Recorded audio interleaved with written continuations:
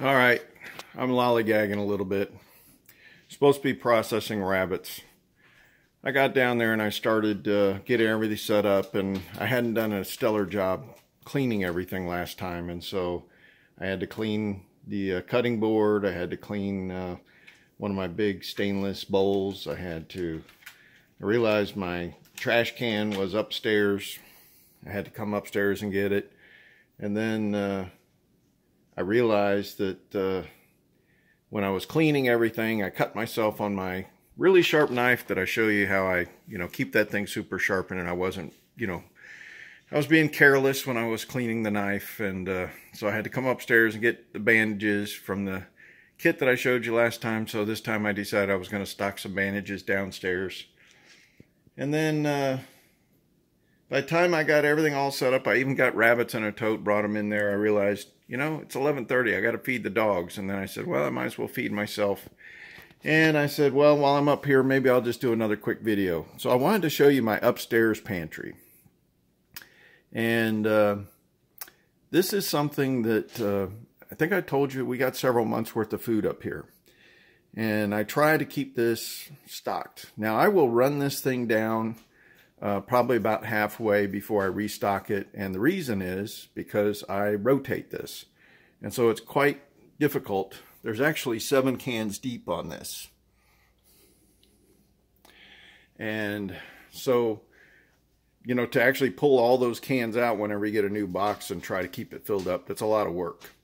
And, I always check each of the cans to make sure the marking is more recent. Sometimes you'd be surprised you buy more cans a month or 2 or even 6 months later and it'll be the same date code, so you don't necessarily need to rotate, but I intentionally pull everything out.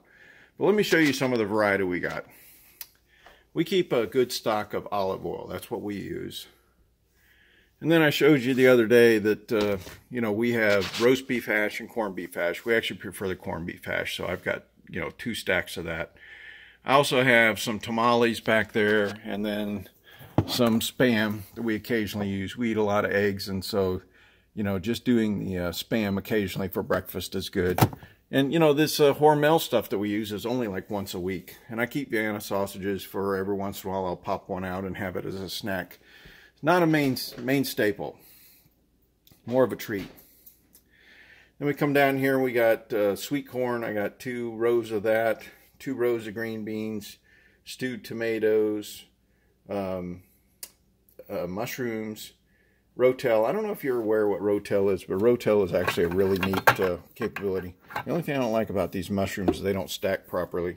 But they got a couple different versions of Rotel. I usually like the original, but I accidentally picked up a Chipotle and I need to use it up on something.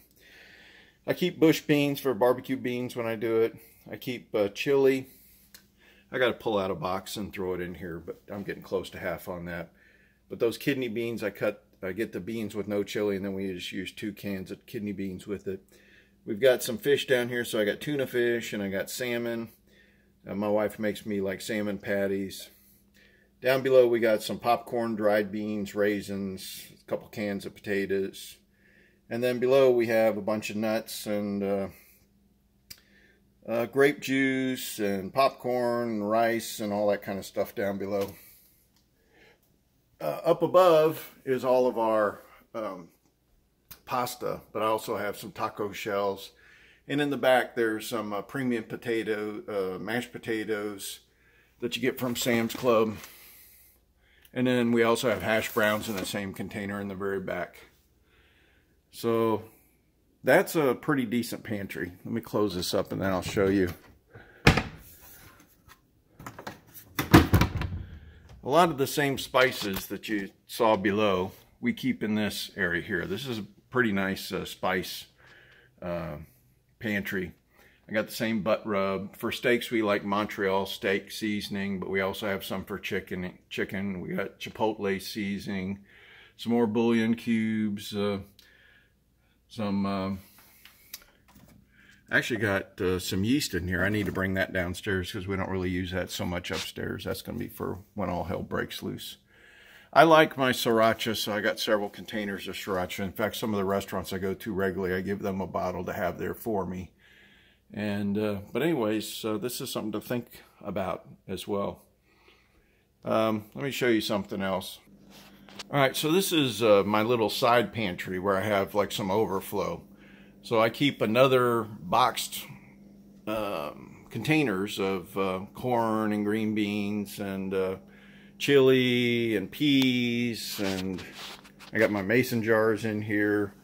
We got some parchment paper.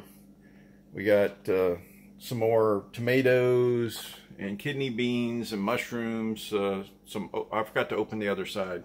Let me go back in there, but I've got, you know, extra cereal in here that I use, some coconut oil, some of our dishwashing supplies, and you know, it's just some more grits. Down below, now this is some of my first aid stuff, but you know, we got pasta sauce and salsa. Some more tomato cans. I forgot about those down there. I got to pull them out.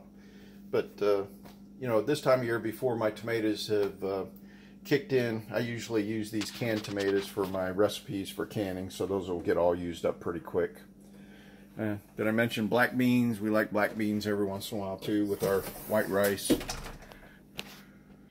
This is kind of our catch-all for like various types of chips and stuff when we're making lunches when we got to go somewhere. But you know, there's my box of cereal that I eat. And so anyways, that's kind of the type of pantries you might want to consider.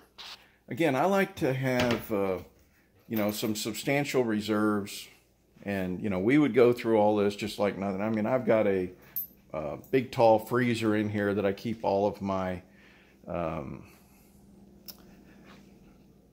frozen like chickens after I processed them, and rabbit, and some steaks and hamburger and chicken and that kind of thing. But I'm also, when I'm processing rabbits, I'll do this.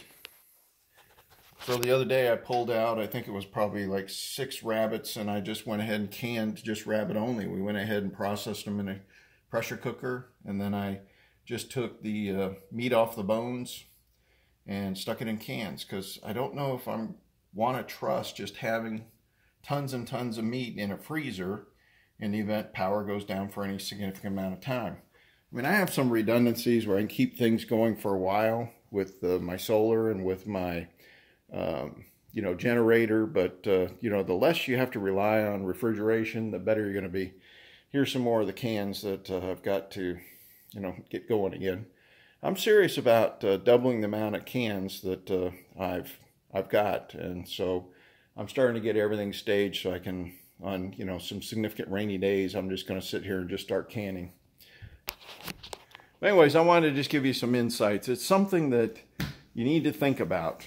You need to start upstairs first. You need to start in your regular pantry. You need to stock that appropriately. And then you can worry about doing your prepper pantry downstairs. This is equally important. You need to have a substantial reserves, and I'm thinking that I might have, of course it depends. You got to do the math. How many people are you trying to take care of? You know, so I can't say how many months of food I've got in this upstairs pantry, because it depends how many people are going to show up at my door. But, you know, I figure I got a pantry, I just filled it up. And maybe that's where you start, right? You don't necessarily have to worry about doing the fancy math. Just you do the best you can and make sure you get your rice and beans and stuff to be able to fill it, or extend your meals, I should say. And we just go from there. All right, well, I hope you're having a great day. I hope everybody's treating you well, and God bless.